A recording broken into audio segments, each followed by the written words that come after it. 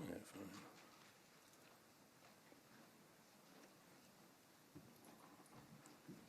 Right. Let's see. Yeah. Okay, that should be good to go. Great, thanks very much. Thanks for coming along. We heard in the plenary sessions this morning about older workers and having fulfilling retirements and all those things, but I really want to take things a step further to say that we really need to concentrate on older workers, on ageing workers, because they're really going to be part of Australia's economic future, and we ignore them at our peril. I want to take you to Australia in 2030. At that time, 19% of Australians, or thereabout, will be over 65. When they started the old age pension back in 909, only 4% of people lived to retirement age. Now, it's something around 20 years for men, 22 years for women, and we expect by then it'll be around 25 years. The picture, the balance changes, because with the declining birth rate, that means that there'll be less younger people, so we'll have a population full of older people. There'll be a growing number of dependent folk and people requiring care, and there's going to be a divergence between supply and demand. So if you thought that there'll be plenty of people to look after you in your retirement, in your nursing home, think again, where are those workers going to come from? But more than that, we're putting a very big burden on younger people to do the work, to pay the taxes that are going to be needed to pay for all these pensions and dependent folk. So that really means that, whether we like it or not, older workers will need to work longer. And this will really be necessary to maintain Australia's economic viability. As well as that, because now workers are facing this very long retirement, a number are going to have to really think about how they're going to financially sustain themselves in these long retirements. But if we're going to encourage workers, older workers, to stay in work, then we'll have to have working environments that are conducive to them continuing in work. Chelsea's talking us next up about creating a positive work environment. Well, do you think older workers are going to stick around if there isn't a positive work environment? No way. Just some of the factors that affect older workers. We've talked about their own financial situation, but more and more there's the needs of families. There's providing care for grandchildren. My wife, for instance, she works part-time as a nurse, but right now she's looking after our infant granddaughters. My son's a firefighter and does shift work. My daughter-in-law is a occupational therapist who does, well, it's not exactly shift work, but she works on a roster. She's working with homeless, psychotic people. But when their son and daughter-in-law's rosters overlap, who looks after things? Grandmother does that, and that's happening all over Australia. Also, there's a lot of people who are providing care for a disabled partner. Older people need the flexibility to be able to do the things that they've always wanted to do, the things on their bucket list, the hobbies and the travel, and to have a workplace to say, well, you can't go on that long trip. That's going to turn them off too. But older people themselves are going to have to cope with the changing of nature of work. We've been hearing all about the digital stuff. Well, that means that older people are going to have to embrace these new technologies, and they're going to have to be involved in continuing ongoing learning and updating themselves. There's problems with transport to and from work. We've talked about the ability to work part-time Increasingly, a lot of older workers would like to do some work from home, and we'll talk about that in more detail later. But there's also the factors of older workers' own health. There's the effects of normal ageing. They've got decreased strength, their vision is less than it was, also their hearing. And there's a lot of older workers who have various other conditions, comorbidities, high blood pressure, diabetes, arthritis and so on. And we're going to need to take account of these things with these older workers. So let's have a think about the Comcare space and about employers who are working in that space and what we can do to keep older people in the workplace. Let's examine some of the problems. So first of all, let's deal with the age discrimination stereotype. Older workers who've been surveyed say that they do feel that the stress from that stereotype. They feel it particularly when they're reporting to younger workers, when they're surrounded by younger co-workers and they feel out of place, and also when they're working in physical occupations. For some workers, older workers, this can be overwhelming and cause them to disengage and become less productive, and that's certainly not something that we want with older workers. And they feel that people are looking at them as older workers and that they need to perform well. Part of the answer is through management practices and to get rid of this stereotype. One of the things is a more general thing, the high performance practices, and the other one is specific practices for mature age workers.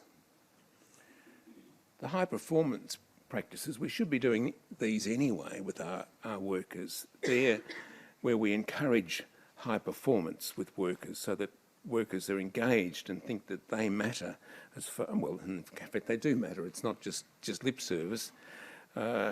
Also encouraging participation in training and education. For many employers, they say training and education, that's for younger workers, but for older workers who are getting near the end of their careers, no, we wouldn't waste our time on that. We're not going to get benefit from that training. But if we don't do that, then we're not going to be able to keep these workers, and we're not going to be able to focus them on and equip them for the work in hand. And the other thing is to involve workers in decision making, to say that they are actually important in the running of the company and their opinions matter. Certainly I find when I do worksite visits, you often get the answer to the management problem that you've been asked to come in to solve by actually talking to the workers. The workers say, well, if we did this and this and this, we could do things much better. In terms of mature age specific practices, again, there's this business of specific training for older workers. They need to be able to keep up with the digital technology, and that means training and updating their skills and making them uncomfortable. Sorry, not uncomfortable, making them not uncomfortable with these things. We need to redesign jobs to accommodate older workers' physical needs. I'll talk a little bit more about this in a minute. We need to make sure that workers are engaging with younger workers so that they lose that discomfort in working with them, things like mentoring. And we also need to ask older workers what needs to be addressed. Many workers say, I would have stayed with this company forever if only they'd done this. And that if only is often just a small thing. If they'd let me drive my granddaughter to school before I start work. A little tiny thing, but that sort of tiny intransigence can lead to workers leaving, which is very unfortunate.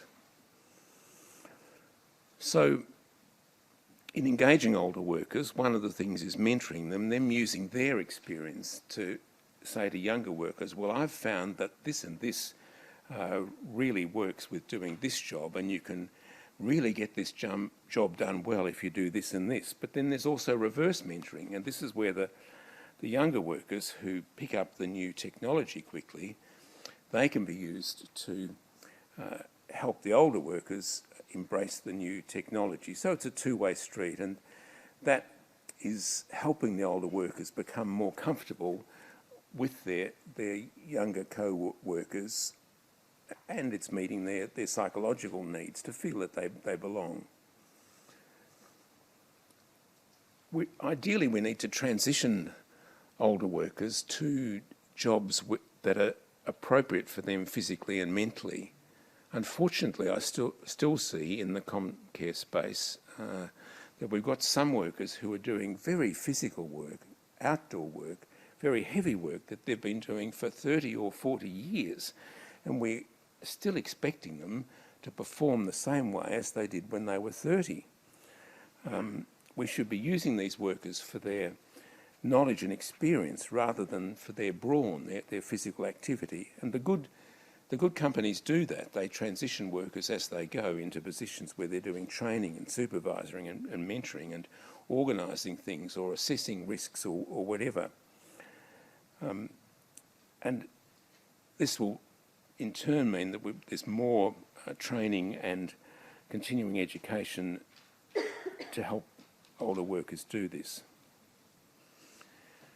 We need to have flexibility with work arrangements. For instance, job sharing is one of the things. My daughter-in-law, she job shares with an older worker, a man who is transitioning to retirement. Well, the combination works very well between them because they've got different needs and different pressures with their lives, but that arrangement works very well, and they each work 2.5 days. And we really need to be able to accommodate older workers' needs, and this business of providing this often unpaid care for grandchildren and partners, it's a big thing, and we need to take notice of that and help these older workers manage that part of their lives. And as I said, older workers want to do the things that are on their bucket lists, and we should allow them time to do that. If they want to take the trip to Europe for a few months, they should be able to do that without that being a big onerous thing on the workplace. Phased retirement, where there's retirement over a number of years, is also a good thing, and that gives older workers some predictability in what they're doing. We have to be careful with older workers with shift work. Some of them don't cope as well, particularly if there's rapid shift transitions, and it may affect some of their comorbidities. Of course, we're always talking about promoting well-being, and that applies in the older worker space as well. And we need to encourage them to achieve and maintain good health. I note that the current statistics show that 7 out of 10 Australians who are over 65 at the moment are overweight or obese, and only a third move as much as they should. So we need to get things into the workplace to help these sorts of things and encourage. I mean, I've been to workplaces where the whole workplace does some stretching and exercising at the beginning of the day, and it's a lovely team building thing to see that happen. But walking at lunchtime and things like that, when you think about it, and Anne and Oni are going to talk to us about the health benefits of good work or safe work, this also applies in this older worker space. If we're taking work away from these older workers, then we're going to see the bad effects of people not working. So if we can continue the health benefits of good work well into old age, that's got to be a good thing. One of the things that really concerns me is that I think that we forget that we've got a duty of care to older workers to provide them with a safe working environment. And we don't always do that. We need to redesign the jobs for older workers. There needs to be a proper ergonomic layout. There might be things like sit-stand desks for workers with arthritis. Hopefully we'll give workers some assistance with lifting devices or whatever to do the heavier tasks, or we'll reallocate the tasks. It makes me very nervous when I see some older workers, you know, in their 60s, working at heights. We see a number of falls in this age group, and we shouldn't be seeing them. Also, workers who are going to do work on clients' premises that haven't been assessed, and they say, "Oh well, I just did it. I put the high ladder up, and I didn't think it was worth calling in the team to get the cherry picker or whatever." And these people, unfortunately, a number of them come a cropper. We also need to look at the way that we think about claims. Currently, we've got a rather aggressive way of looking at work cover claims with older workers. We'll send them off for an IME, an independent medical examination. The IME will say, "Oh yes, there's degenerative conditions here." Boom, the claim's closed. But the reality is, for these older workers, we've got to work with their degenerative conditions, and the distinction between injury and degenerative condition can often become increasingly blurred. And we've got to I think we've got to ditch worrying about liability and concentrate on older workers' well-being and their rehabilitation and getting them back to safe work, to good work. It worries me too. Well, as I've said there, I mean, I think that we have some responsibility if a person's been working for all these years for some of those degenerative conditions which we've caused by all that hard yakka. There's also a tendency to say we've got to get the worker back to his pre-injury duties. Now, if this is a fairly physical job, that mightn't be the best thing to do. We need to ask ourselves, are we putting this worker back in harm's way? And sometimes the answer is yes. I think we've got to look for these sentinel claims in older workers, and they may be an indication that we need to change the way we're looking after these workers. And then the other thing is that some of these workers doing physical jobs, we say, all right, well, we'll put them in the office. Well, the older workers feel terrible with that. They really feel like a fish out of water. They don't know even how to begin to talk to the people in the office. They don't understand the jargon, they don't understand the technology, and this impedes their rehabilitation. But putting them off work's also a bad option, because then they're at home and they stew, their muscles get further debilitated, and we're not getting good outcomes. So we've really got to think about rehabilitation options for workers. Working at home also has its problems because a lot of workers' homes are not safe working places for them, particularly when you think about older workers. The home office might be up a flight of unguarded stairs. You see a lot of workers, they're using their laptop, so it's not all well set out. They're hunched over, they're working on the couch.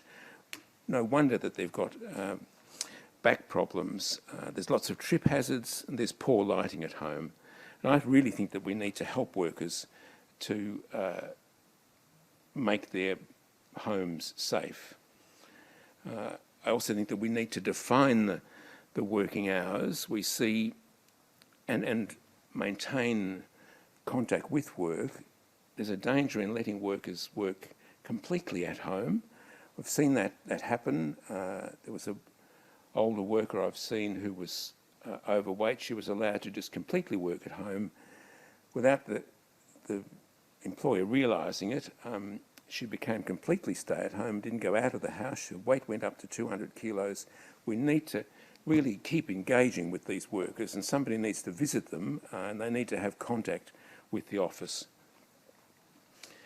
And so, just to finish off, we really need to encourage workers to work longer, for Australia's sake, for employers' sake, and for the sake of the workers themselves. I've talked about high performance practices. I've talked about the importance of updating skills and training. I've talked about redesigning jobs to accommodate physical needs. the transition to less physical jobs, mentoring and reverse mentoring, flexible work arrangements, promoting well-being, about meeting our duty of care to older workers properly, and to change the way that we're thinking about claims, moving away from the aggressive thing towards concentrating on well-being and getting people back to work. And we need to think about their rehabilitation and working from home. This, folks, this really is an important thing, and if we get this wrong, we're going to turn these workers off, but that's going to mean that the people who are left are going to have to do, there's going to be a bigger financial burden on them. Let's get this right for older workers. Thank you.